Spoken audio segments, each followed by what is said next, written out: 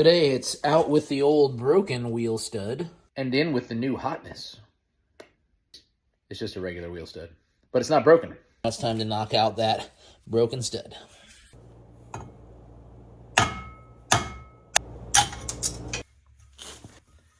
This one.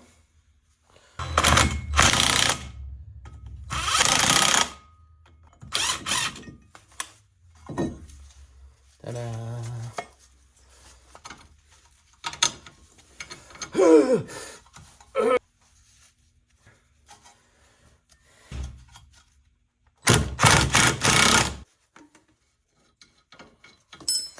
Oh.